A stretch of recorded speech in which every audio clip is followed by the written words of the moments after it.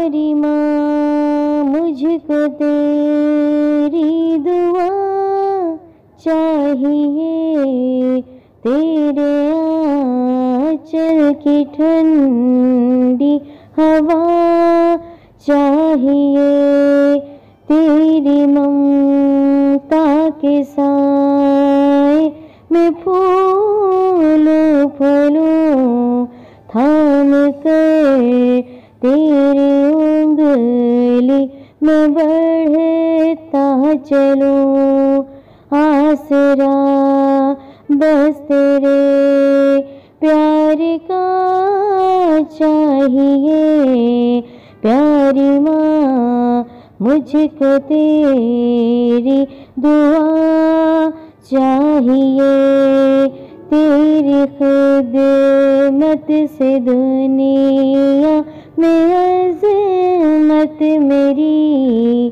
تیرے قدموں کے نیچے ہے جنت میری، عمر بھر سر پہ سایہ تیرا چاہیے، پیاری ماں مجھ کو تیری دعا چاہیے۔ ماہ رمضان مبارک سے ایک ماہ پہلے ہی ماں نے روزوں کی باتیں شروع کر دی کہ اس بار بھی تمام روزے رکھوں گی، پچھلے سال کی طرح اس سال بھی ہم ماں بیٹا تمام روزے رکھیں گے۔ میری ماں ہر سال ماہ رمضان مبارک سے ایک ماہ پہلے مجھ سے روزوں کی باتیں شروع کر دیتی، ایک ماہ پہلے ہی اس کی تیاریاں شروع ہو جاتی تھیں۔ ماں کو روزے رکھنے کا بہت شوق تھا، بیماری کی حالت میں بھی روزے نہیں چھوڑتی تھی۔ رمضان مبارک سے ایک ہفتہ پہلے ماں بیمار پڑ گئی، یہ اچانک ہوا تھا، 2 دن میں ہی ماں کی بیماری شدت اختیار کر گئی۔ میں رکشے میں ڈال کر ماں کو ہاسپٹل لے گیا، ایک اچھے ڈاکٹر سے ماں کا چیک اپ کروایا۔ ڈاکٹر نے اماں کا چیک اپ کرنے کے بعد دوا لکھ دی۔ دوا سے ماں کی حالت کچھ سنبھل گئی تھی کہ اچانک 2 دن بعد ماں کی حالت پہلے سے بھی زیادہ خراب ہو گئی۔ میں دوبارہ ماں کو ہاسپٹل لے گیا، پہلے والے ڈاکٹر کو چیک کروایا۔ ڈاکٹر نے چیک کرنے کے بعد ماں کو ہاسپٹل میں داخل کر لیا۔ 2 دن داخل کرنے کے بعد ماں نے مجھے گھر لے جانے کے لیے کہا۔ ہاسپٹل میں ماں کی حالت تھوڑی سی سنبھلی تھی، ڈاکٹر کو ماں کی بیماری سمجھ نہیں آ رہی تھی۔ میں ہاسپٹل سے امی کو ڈسچارج کروا کر گھر لے آیا۔ گھر آ کر ماں ٹھیک ہونے لگی۔ رمضان کریم کا مہینہ شروع ہو گیا تھا، ماں سے بیماری کی وجہ سے روزے نہیں رکھے جا رہے تھے۔ اس ماں کو کافی ملال تھا، بہت غم تھا، جو 1 مہینے پہلے ہی رمضان کی تیاریاں کرتی اور رمضان کے مہینے میں بیماری کی وجہ سے روزے نہیں رکھ پا رہی تھی۔ میں روزے رکھ رہا تھا، تایا کے بیٹے کے گھر سے میرے لیے سحری افطاری کا خیال باقاعدگی سے رکھا جا رہا تھا۔ ماں دن بدن کمزور ہوتی جا رہی تھی، میں انہیں کھلانے پلانے میں کوئی کسر نہیں چھوڑ رہا تھا، موسمی پھل اور ان کا جوس نکلوا کر پلا رہا تھا ان کو۔ اس کے باوجود اماں کی کمزوری بڑھتی جا رہی تھی، ماں کو چلنے پھرنے میں اب مشکل پیش آنے لگی تھی۔ عید سے 1 ہفتہ پہلے ماں کے سینے میں درد اٹھا، درد کافی شدید تھا، سینے کے درد کے ساتھ الٹے بازو میں بھی درد شروع ہو گیا۔ میں ماں کے لیے اب اور زیادہ فکر مند ہو گیا تھا۔ میں نے اپنے بڑے بھائی مرتضیٰ کو ماں کے پاس بلایا۔ بھائی مرتضیٰ ماں کی حالت دیکھ کر گاڑی لینے چلا گیا۔ اتنے میں شدید درد کی وجہ سے ماں مجھ سے باتیں کر رہی تھی، مجھ سے بار بار پوچھ رہی تھی مجھے کہاں لے جا رہے ہو۔ میں نے بتایا کہ آپ کو بڑے ہاسپٹل میں لے جا رہے ہیں۔ ماں نے کوئی اعتراض نہیں کیا تھا، اس سے ظاہر ہو رہا تھا ماں کافی تکلیف پہ ہے۔ پہلے جب میں ہاسپٹل لے جانے کی باتیں کرتا تھا وہ مجھے منع کر دیتی، لیکن اس بار نہیں۔ ہاسپٹل پہنچتے ہی ڈاکٹر نے ماں کا بلڈ پریشر چیک کیا۔ اب ڈاکٹر کے چہرے کے تاثرات کچھ بدل گئے تھے۔ اس نے ماں کی نبض چیک کی اور مایوسی سے سر نفی میں ہلا دیا، اور پھر ہمیں بتایا کہ ماں کو شدید ہارٹ اٹیک ہوا ہے، فوراً ایمرجنسی وارڈ میں لے چلو اور فوراً ایڈمٹ کرو، وہاں ڈاکٹر طاہر موجود ہوگا۔ ہم ماں کو اسٹریچر پر ڈال کر وارڈ میں لے گئے، انہیں ایک خالی بیڈ پر لٹا دیا گیا۔ جلد ہی ڈاکٹر طاہر نرسوں کے ساتھ بیڈ کے پاس آ گیا اور چیک اپ کرنے لگا اور نرسوں کو ہدایت بھی دیتا جا رہا تھا۔ اماں کی ٹریٹمنٹ فوری طور پر شروع ہو چکی تھی۔ ڈاکٹر طاہر نے مجھے اپنے ساتھ آنے کا اشارہ کیا اور دوسرے کمرے میں آ گئے۔ پھر انہوں نے مجھے بیٹھنے کے لیے کہا۔ جب میں بیٹھ گیا تو انہوں نے کہا، تمہارا اماں جی سے کیا رشتہ ہے؟ جی میں ان کا چھوٹا بیٹا ہوں اور جو میرے ساتھ ہیں وہ ان کے بڑے بیٹے۔ دیکھو بھائی، میں تم سے کچھ چھپانا نہیں چاہتا، تمہاری ماں کو شدید قسم کا ہارٹ اٹیک ہوا ہے، ان کی نبض بند ہے اور بلڈ پریشر 0 ہے۔ بچانے والا تو اللہ تعالیٰ ہے، ہم نے تو اپنا فرض ادا کرنا ہے۔ حالت کافی سیریس ہے، ان کو دوا سے زیادہ دعا کی ضرورت ہے۔ کیا آپ ان کو ادویات کے ذریعے سے بچانے کی آخری کوشش کرنا چاہتے ہیں؟ یہ میں اس لیے کہہ رہا ہوں کہ دوائیں کافی مہنگی ہوں گی، ان میں سے ایک انجیکشن 6000 کا بھی ہے۔ 8-10 ہزار کا بندوبست کر سکتے ہو تو میں تمام ادویات لکھ دیتا ہوں، وہ تم کو بازار سے لانی ہوں گی۔ کیا میں لکھوں؟ میں مایوسی سے بولا، جی آپ لکھیں۔ ڈاکٹر طاہر لکھنے سے پہلے بولے، بھائی ہم یہ آخری کوشش کر رہے ہیں کہ بعد میں تمہارے دل میں یہ حسرت نہ رہ جائے کہ تم نے اپنی ماں کو دوا سے بچانے کی کوشش نہیں کی، اور میں اپنا فرض ادا کر رہا ہوں۔ ڈاکٹر طاہر اتنا بولنے کے بعد دواؤں کے نام لکھنے لگے۔ میں نے دوائیں دیکھی اور ہاسپٹل سے باہر نکل آیا۔ دوا، انجیکشنز سب لے آیا تھا۔ اسی وقت ان کا ٹریٹمنٹ شروع ہو گیا۔ کافی دیر بعد ماں ہوش میں تھی، بھائی بینچ پر بیٹھا تھا، میں ماں کے قریب کھڑا ہوا تھا۔ ماں مجھے غمزدہ آنکھوں سے دیکھ رہی تھی، مجھ سے باتیں بھی کر رہی تھی۔ نرس سے ماں کو دوا دے کر چلی گئی۔ نرس نے ہمیں سمجھا دیا تھا کہ ماں جی کو الٹی آئے گی، آپ پریشان نہ ہو، 6000 والے انجیکشن سے کافی بار الٹی آتی ہے۔ خیر، اب ماں کی حالت تھوڑی بہتر ہوتی جا رہی تھی، وہ مجھ سے باتیں کرنے لگی تھی۔ اتنی سیریس حالت کے باوجود وہ مجھ سے باتیں کر رہی تھی، ایسی باتیں کر رہی تھی کہ مجھے بار بار رونا آ رہا تھا۔ گھنٹے 2 گھنٹے کے بعد ڈاکٹر طاہر وارڈ میں چکر لگا جاتے تھے۔ وہ جب آتے میں ماں کے پاس ہی کھڑا ہوتا تھا۔ ڈاکٹر طاہر ماں کو دیکھنے کے بعد واپس جاتے وقت مجھے حوصلہ دے کر جاتے تھے۔ ماں کا بلڈ پریشر کچھ بہتر ہو رہا تھا، میرے دل کی اداسی کچھ کم ہو رہی تھی، میرا دل اب مطمئن تھا۔ میں ڈاکٹر کے پاس آیا اور کہا، ڈاکٹر صاحب ماں کی حالت بہتر ہو رہی ہے، ان کا بلڈ پریشر نارمل حالت کی طرف جا رہا ہے، ماں کو ٹھیک ہونے میں اور کتنی دیر لگے گی؟ ڈاکٹر طاہر لکھنا بند کر کے بولے، میں غلط بیانی نہیں کر سکتا ہوں، تمہاری ماں کی حالت اب خطرے سے باہر نہیں ہے، اب بھی وہ خطرے میں ہے، ان کا بلڈ پریشر بہت خراب ہے۔ ڈاکٹر صاحب یہ آپ کیا کہہ رہے ہیں؟ نرسیں بلڈ پریشر چیک کر کے چارٹ شیٹ پر لکھ رہی ہیں، میں وہ دیکھتا ہوں۔ بیٹا تم نے اپنی ماں کو بچانے کی جو کوشش کی اس کا نتیجہ ہے یہ، جب تک انجیکشن والی ڈرپ چل رہی ہے ان کی حالت ایسی ہی رہے گی، جو ہی انجیکشن ختم ہوگا حالت پھر ویسی ہی ہو جائے گی۔ تمہاری ماں کو بچانے کی آخری کوشش اس لیے کی کہ تمہارے دل میں کوئی حسرت نہ رہ جائے اور میرا فرض بھی ادا ہو جائے۔ اللہ تعالیٰ سے دعا کرو، دوائی سے زیادہ دعا کام کر سکتی ہے۔ ڈاکٹر طاہر اتنا کہہ کر دوبارہ لکھنے لگے۔ میں اٹھ کر کمرے سے باہر آ گیا۔ ڈاکٹر طاہر کی باتوں نے مجھے کافی مایوس کر دیا تھا۔ وارڈ کی طرف جاتے ہوئے میں سوچ رہا تھا، ڈاکٹر طاہر بار بار مجھے ماں کی حالت کے بارے میں کیوں بتا رہا ہے؟ مجھے اس کی کچھ سمجھ نہیں آ رہی تھی۔ میں چلتا ہوا ماں کے پاس آ گیا۔ ماں نے مجھے دیکھا تو اشارے سے قریب آنے کو کہا۔ میں نے اپنا چہرہ اماں کے قریب کر دیا۔ ماں بولی، بیٹا میں تم سے خوش ہوں، تم نے تمام عمر میری خدمت کی، میں تم سے خوش ہوں۔ اتنا بول کر ماں چپ ہو گئی۔ ماں کی اس بات سے میری آنکھوں سے آنسو بہنے لگے تھے۔ میں ماں کے سامنے زیادہ دیر رونا نہیں چاہتا تھا۔ میں وارڈ سے باہر آ گیا، کچھ دیر باہر کھڑا رہا۔ جب حالت کچھ سنبھل گئی تو واپس ماں کے پاس آ گیا۔ ماں کی حالت پہلے سے خراب لگ رہی تھی۔ انہوں نے مجھے اٹھانے کا اشارہ کیا، میں نے ماں کو اٹھایا، نیچے سے بالٹی اٹھا کر ماں کو الٹی کرائی۔ ماں بھائی کو کچھ نہیں کہہ رہی تھی۔ بھائی اتنا زیادہ وقت بینچ پر بیٹھ کر گزار رہا تھا۔ جو ماں کی حالت زیادہ بگڑتی جا رہی تھی، اماں مجھے غور سے دیکھنے لگتی تھی، کبھی میرا ہاتھ پکڑ لیتی، کبھی چہرہ قریب کرنے کو کہتی۔ جب اپنا چہرہ قریب کرتا تو ماں آہستہ سے کہتی، بیٹا میں تم سے خوش ہوں۔ ماں مجھے خود سے دور نہیں ہونے دے رہی تھی۔ اتنی سیریس حالت کے باوجود ماں ہوش و حواس میں تھی، بار بار اپنے سر کا دوپٹہ درست کر رہی تھی۔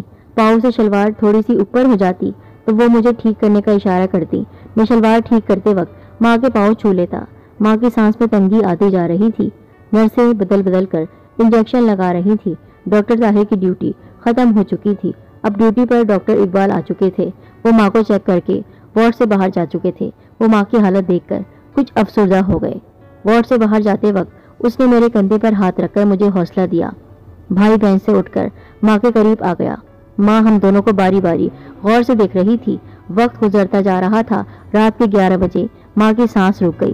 میں بھاگ کر اسٹاف روم میں گیا، نرسوں کو ماں کی سانس کا بتایا۔ نرسیں تیز قدموں کے ساتھ وارڈ میں آ گئی۔ ماں کی سانس رکنے کے بعد اب اپنے آپ چل پڑی۔ ایک نرس نے ماں کا بلڈ پریشر چیک کیا۔ چیک کرنے کے بعد مجھے کاغذ پر انجیکشن لکھ کر دیا کہ یہ باہر سے لے کر آئیے۔ میں بھاگ کر گیا، ہاسپٹل سے باہر اسٹور سے انجیکشن لے کر آیا۔ نرس نے ماں کو انجیکشن لگا دیا۔ انجیکشن سے ماں کی حالت میں کوئی تبدیلی نہیں آئی تھی۔ ماں کی سانس وقفے وقفے سے رک رہی تھی۔ میری آنکھوں میں آنسو بہنے لگے۔ اس وقت ڈاکٹر اقبال بھی آ گیا۔ ڈاکٹر اقبال ماں کو غور سے دیکھ رہا تھا۔ ڈاکٹر اقبال کے سامنے ماں کی دوسری بار سانس رک گئی۔ ایسا لگا جیسے ماں فوت ہو گئی۔ ڈاکٹر اقبال نے نرس کو اشارہ کیا۔ نرس ماں کا سینہ دبانے لگی۔ کافی زور سے سینہ دبا رہی تھی۔ سینہ دبانے سے ماں کی سانس چل پڑی۔ میں رونے لگا۔ ڈاکٹر اقبال نے میرے کندھے پر ہاتھ رکھ کر مجھے صبر کرنے کا کہا۔ اسی وقت ماں کے ہونٹ ہلے۔ ماں نے آہستہ آواز سے کلمہ پڑھا۔ ماں کی آنکھیں بند تھیں، سانسیں چل رہی تھیں۔ ڈاکٹر اقبال نے کاغذ پر مجھے انجیکشن لکھ کر دیا کہ یہ لے کر آؤ۔ میں بھاگ کر ہاسپٹل سے باہر اسٹور پر آیا۔ اسٹور والے کو پرچی دی۔ اس نے مجھے انجیکشن دیا۔ میں نے پوچھا کتنے پیسے؟ اسٹور والے نے 3 روپے کہا۔ 3 روپے کا سن کر میرے دل میں تڑپ پیدا ہو گئی۔ میں سمجھ گیا ڈاکٹر اقبال نے وقتی طور پر مجھے ماں سے دور کیا تھا۔ میں نے اسٹور والے کو 3 روپے دیے۔ یہ انجیکشن لے کر وارڈ میں آیا تو ماں آخری سانسوں پر تھی۔ نرس زور زور سے ان کا سینہ دبا رہی تھی۔ جب سینہ دباتی تو ماں کی سانسیں چل پڑتی، سینہ دبانا چھوڑتی تو سانسیں بند ہو جاتی۔ میں ماں کو اس حالت میں دیکھ کر اب زیادہ رونے لگا۔ ڈاکٹر اقبال نے مجھ سے انجیکشن نہیں مانگا تھا، میں نے خود اسے انجیکشن دیا تھا۔ اس نے مجھ سے انجیکشن لے کر ساتھ کھڑی نرس کو پکڑا دیا۔ سینہ دبانے والی نرس سینہ دبا دبا کر ماں کی سانسیں چلانے کی ہر ممکن کوشش کر رہی تھی۔ رات 12:10 پر ماں کا چہرہ اپنے آپ مغرب کی طرف ہو گیا۔ ماں کی سانسیں رک گئی۔ نرس اب رک چکی تھی۔ نرس کے بار بار سینہ دبانے سے ماں کی سانس بحال نہیں ہو سکی۔ 12:10 پر ماں کی روح اجل کے ابدی سفر پر روانہ ہو گئی۔ ڈاکٹر اقبال نے ماں کے چہرے پر چادر ڈال دی۔ بھائی اونچی آواز سے رونے لگا۔ ڈاکٹر اقبال نے اسے صبر کرنے کا کہا۔ میری آنکھوں سے آنسو بہنے بند ہو چکے تھے۔ شاید میں وقتی طور پر شوق میں چلا گیا تھا۔ ڈاکٹر اقبال نے مجھے اپنے ساتھ آنے کا کہا۔ اس نے میرے کندھے پر ہاتھ رکھ دیا۔ میں اس کے ساتھ چل پڑا۔ وہ میرے کندھے پر ہاتھ رکھے مجھے اسٹاف روم میں لے آیا۔ وہ مجھے سمجھانے لگا۔ اس کے لہجے میں شفقت تھی، بہت پیار اور بہت خلوص سے میری ہمت بندھا رہا تھا۔ اس وقت میں حوصلہ کر کے بولا، ڈاکٹر صاحب، میں اللہ کے فیصلے کو تسلیم کرتا ہوں۔ آپ اور تمام نرسوں کا دل سے ممنون ہوں۔ آپ سب نے میری ماں کو بچانے کی ہر ممکن کوشش کی۔ مجھے آپ سے کوئی شکوہ نہیں ہے۔ جب ایمبولینس ہمارے شہر کی طرف جانے والی روڈ پر آئی تو میری آنکھوں سے آنسو بہنے شروع ہو گئے۔ بچپن سے لے کر جوانی تک جو میں نے ماں کے ساتھ زندگی گزاری تھی، اس کا ایک ایک لمحہ یاد آنے لگا۔ ماں کی نصیحتیں، شفقت، محبت یاد آنے لگی۔ میرے گرتے ہر آنسو میں ماں کی تڑپ تھی۔ دل کی ہر دھڑکن ماں ماں پکار رہی تھی۔ میری خاموش زبان پر ماں کا ورد تھا، اس ماں کا جو مجھ سے بہت قریب موت کی آغوش میں ابدی نیند، ہمیشہ کی نیند سوئی ہوئی تھی۔ میری ہر سانس ماں کی تسبیح پڑھ رہی تھی۔ میری آنکھوں سے آنسو بہنا بند نہیں ہو رہے تھے۔ مجھے ماں کی وہ باتیں یاد آ رہی تھی جو پہلے میں بھولا ہوا تھا۔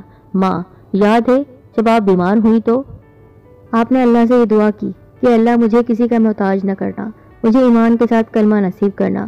میرا بیٹا وہ کام نہیں کر سکے گا جو ایک بیٹی کرتی ہے، اس لیے مجھے چلتے پھرتے موت آئے۔ رمضان مبارک کا مہینہ ہو اور جمعرات کا دن ہو۔ میں نے کئی بار ماں کو یہ دعا مانگتے سنا تھا۔ اللہ تعالیٰ نے ماں کی دعا قبول کی تھی۔ ماں کو بدھ کے دن 2 بجے ہارٹ اٹیک ہوا، بلڈ پریشر لو ہو گیا تھا۔ اس کے باوجود ماں 10 گھنٹے زندہ رہی تھی۔ ماں نے جمعرات کی دعا مانگی تھی۔ جمعرات کا آغاز رات کے 12 بجے ہونا تھا۔ ماں 24 رمضان مبارک کو 12:10 پر فوت ہوئی۔ ماں، یاد ہے بچپن میں ایک بار آپ مجھے ویگن میں بٹھا کر اپنے ساتھ شہر لے گئی تھی۔ ہم شہر کے اڈے پر ویگن سے اترنے کے بعد بازار کی طرف چل پڑے تھے۔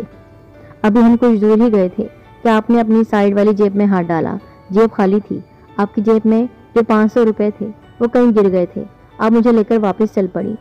ویگن کھڑی ہوئی تھی، آپ اس میں داخل ہوئی۔ جس سیٹ پر آپ نے بیٹھ کر سفر کیا تھا اس کے نیچے سے آپ کو 500 روپے مل گئے۔ آپ نے ویگن سے اتر کر مسکراتے ہوئے مجھے 500 روپے دکھائے تھے۔ بازار کی طرف جاتے ہوئے آپ نے مجھ سے یہ کہا تھا، بیٹا یہ 500 روپے میں نے محنت مزدوری کر کے اکٹھے کیے ہیں، یہ حلال کی کمائی ہے۔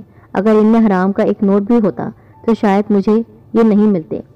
اور ماں، یاد ہے بچپن میں جب میں بہت بیمار پڑ گیا تھا، مجھ پر فالج کا حملہ ہوا تھا، میرا چہرہ ٹیڑھا ہو گیا تھا، میرے علاج کے لیے آپ کے پاس پیسے نہیں تھے۔ کس طرح آپ نے دعا کر کے، کس طرح عبادت کر کے اور کس طرح میری خدمت کر کے مجھے ٹھیک کروا دیا تھا۔ ماں، جب میں اسکول پڑھنے لگا تھا تو آپ گاؤں کی ہر عورت سے یہ کہتی تھی کہ میرا بیٹا پڑھ لکھ کر بہت بڑا آدمی بنے گا۔ اسے بخت لگیں گے، قسمت لگے گی، اس کی قسمت بہت اچھی ہوگی، ایک دنیا اسے جانتی ہوگی۔ ماں، آپ نے سچ کہا تھا، آج میں زندگی کی حقیقت کو جان چکا ہوں، مجھے اپنا مقام حاصل ہو چکا ہے۔ میں نے سچائی کو اپنے دل کی ہر دھڑکن میں دھڑکتے محسوس کیا۔ اللہ تعالیٰ کی مجھ پر ہمیشہ خاص نظر کرم رہی ہے۔ میں ہمیشہ اللہ تعالیٰ کے تجربات کی زد میں رہا ہوں۔ کئی سالوں سے اپنی روح اور وجدان پر سچائی کو تجربات کی صورت دیکھتا آ رہا ہوں۔ میں اللہ تعالیٰ کو سچائی کی صورت میں پہچان چکا ہوں۔ مجھے اللہ تعالیٰ آپ کی بدولت مل چکا ہے۔ سچائی کی جس دولت کی مجھے طلب تھی، آج وہ مجھے مل چکی ہے۔ ماں کے قدموں میں جنت ہے، یہ اللہ تعالیٰ کی کائنات کا بہت بڑا سچ ہے۔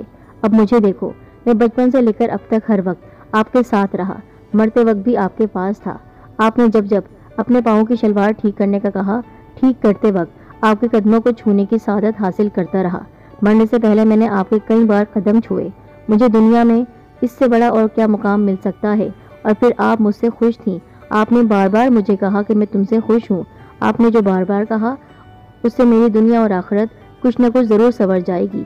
اور اماں، یاد ہے ماہ رمضان المبارک سے پہلے جب آپ ٹھیک تھیں تو آپ نے مجھ سے کہا تھا عید پر مجھے نیا سوٹ سلوا دینا۔ کچھ دنوں کے بعد آپ بیمار پڑ گئی، میں آپ کے لیے سوٹ لے آیا۔ آپ نے سوٹ کو دیکھا، دیکھنے کے بعد کچھ اداس ہو گئی۔ شاید آپ کو یقین ہو گیا تھا کہ اس بار عید پر آپ نہیں ہوں گی۔ ماہ رمضان